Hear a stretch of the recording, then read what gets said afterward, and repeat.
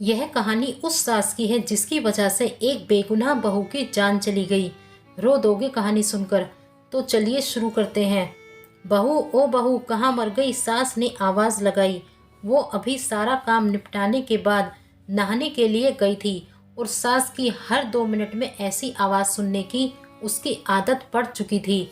जरा सी नज़रों के सामने से हटी कि सास चिल्लाना शुरू कर देती। इस बार आवाज़ कुछ ज़्यादा तेज़ थी। कोई अनहोनी ना हो गई हो। उसने जैसे तैसे अपने ऊपर 2 मग पानी डाला और कपड़े पहनकर बाथरूम से दौड़ते हुए सास के कमरे में पहुंची। अरे मरी, तुझसे एक काम भी ठीक से नहीं होता। सरोज फिर चिल्लाई। क्या हुआ माँ जी? उसने डरते डरते पूछा। हुआ क्या है? दिखता नहीं कमबख्त। ये कमरे में पानी पड़ा है। आज पोछा नहीं लगाया था क्या? अभी कहीं मैं गिर जाती तो मेरी हड्डी पसली टूट जाती। सरोज ने चिल्लाकर कहा। लगाया तो था माँ जी, उसने धीरे से कहा। तो ये कहाँ से आ गया? हे भगवान, मेरी तो किस्मत ही फूटी है जो ऐसी लड़की पर मेरा बेटा लट्टू हो गया। ना जाने कहाँ कहाँ से बड़े बड़े घरों के उसके लिए रिश्ते आ रहे थे। अच्छा अब चल जल्दी से इसे साफ कर दे, सास ने चिल्लाते हुए कहा। उसको पता था कि नहाने जाने से पहले ही उसने पूरा घर साफ किया और ये पानी जानबूझकर उसकी सास ने ही उसे तंग करने और ताने सुनाने के लिए गिराया है। फिर भी उसने बिना कुछ बोले गिरे पानी को साफ कर दिया और अपने कमरे में आकर थोड़ा आराम करने बैठ गई और सोचने लगी, सास की चिल्लाहट अब कौन से काम के लिए बुलाने वाली होगी। उसके लिए ये कोई आज की बात नहीं थी। जब से वो शादी कर इस घर में आई थी, उसके पति के ऑफिस जाते ही ये रोज का नियम था। आज किसी बात पर, कल किसी बात पर। बस उसकी सास को एक बहाना चाहिए था। अगर नहीं मिलता था तो बहाने बनाने की कला में वो माहिर थी। इस रोज रोज की किचकिच से अक्सर वो तंग आ जाती थी। पर कुछ पति के प्यार, कुछ सास की उम्र और कुछ घर की नई बहू होने की वजह से सब बर्दाश्त कर रही थी। उसे खुद ही समझ नहीं आ रहा था कि उसके खुद के वजूद में इतना परिवर्तन कब और कैसे आया। उसको यह भी याद नहीं कि कब उसके अपने घर में उसकी माँ या पिता ने कभी उससे ऐसे सुर में बात की।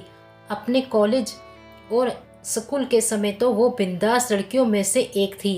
पूरे स्कूल या कॉलेज में कहीं भी किसी के साथ कोई गलत बात होती थी तो वो लड़ने के लिए सबसे आगे खड़ी मिलती थी। किसी के भी हक के लिए वो पूरे सिस्टम से लड़ जाती थी। पर आज अपने ही खिलाफ हो रहे अन्याय को चुपचाप सह रही थी।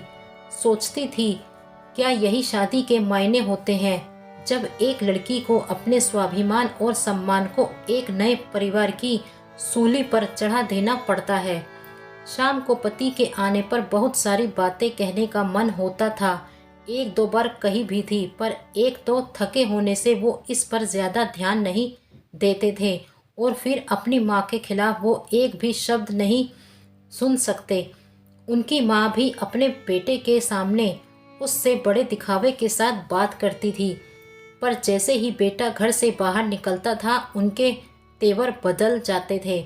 जो उसे समझ में ही नहीं आता था कि एक इंसान पल भर में 2 तरह के व्यवहार कैसे कर सकता है। सास को सबसे ज़्यादा तकलीफ तो उसकी शादी में मिले दहेज से थी, जबकि उसके माता पिता ने अपनी हैसियत से बढ़कर उसकी शादी में खर्चा किया। लेकिन दहेज में या दूसरे से कुछ भी मुफ्त में मिलने की उम्मीदों और अभिलाषाओं का कोई अंत नहीं होता।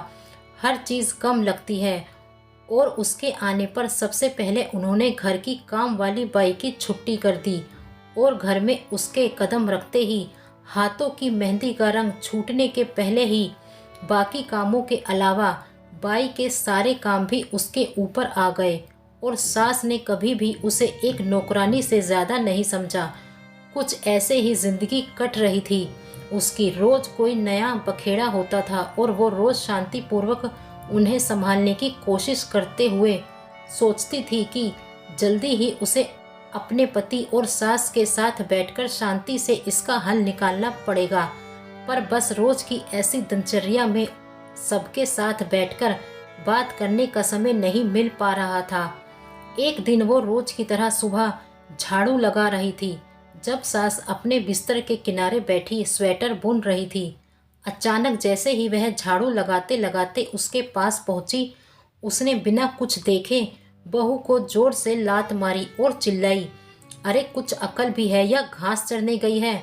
जब मैं कुछ कर रही होती हूँ तभी तुझे काम सूझता है।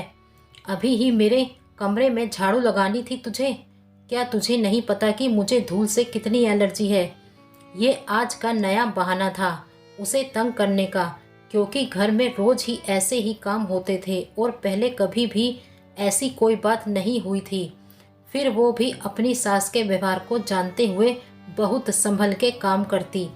वो उनके द्वारा दिखाई जगह पर सफाई के लिए जैसे ही थोड़ा झुकी, ना जाने किस झोंक में सास ने जोर से पैर चलाया और वह बहू के कंधे पर जा लगा।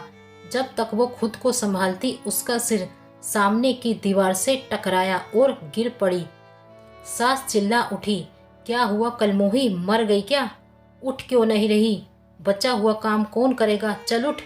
वो उनकी कुछ बातें सुन तो रही थी पर समझ में कुछ नहीं आ रहा था और बड़ी हिम्मत करके जैसे तैसे वो उठने की कोशिश कर रही थी कि सास ने फिर ठोकर मार दी और सिर दोबारा दीवार में टकरा गया। इस बार बहू बेहोश हो गई थी। सास बड़बड़ाते हुए उसे कोसती रही। जब नहीं उठी तो सास के हाथ पांव फूलने लगे और तुरंत अपने बेटे को घर आने के लिए फोन किया। पति उसे तुरंत हॉस्पिटल ले गया तो सास भी साथ साथ आई और एडमिशन कराने के समय भी बड़बड़ाए जा रही थी। सब पता है इसका मुझे तंग करने का नाटक है, जिससे घर में कोई काम ना करना पड़े और हम सब इसकी सेवा करें। यूं तो उसका बेटा काफी दिनों से घर में जो चल रहा था सब देख और समझ रहा था, पर आज माँ के ऐसे व्यंग देखकर कुछ ज्यादा ही परेशान हो गया। लेकिन इस समय उसे अपनी पत्नी की जान बचाने की पड़ी थी।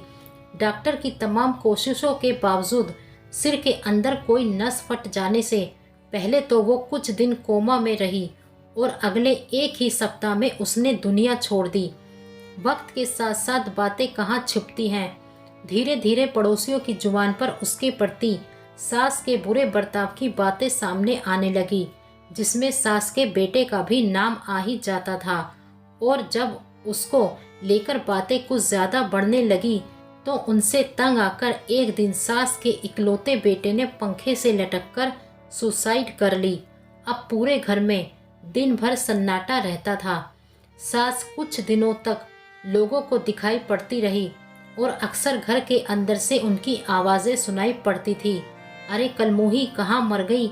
मेरे बेटे को भी साथ ले गई। चल जल्दी आजा, बहू घर बहुत गंदा पड़ा है, चल थोड़ा झाड़ू पोछा कर दे। फिर उसी लय में रोते रोते उनकी आवाज सुनाई पड़ती थी। बहुत अच्छी बहू थी, कभी शिकायत नहीं करी उसने। अभी हॉस्पिटल में है, इलाज चल रहा। मेरी वजह से उसका सिर फट गया था ना, मेरे बेटा भी उसी के पास है, लेकिन अब तो वो ठीक हो गई होगी। अरे कोई तो उन दोनों को वापस ले आए, अब की उसे कुछ नहीं कहूँगी।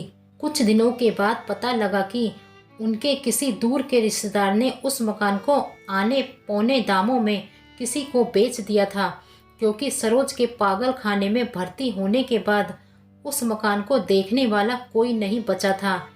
एक अच्छा खासा खुशहाल परिवार सास की अकड़ की वजह से बिखर गया। ये सच्ची कहानी कैसी लगी हमें कमेंट करके ज़रूर बताएं और हमारे चैनल को सब्सक्राइब करें। धन्यवाद।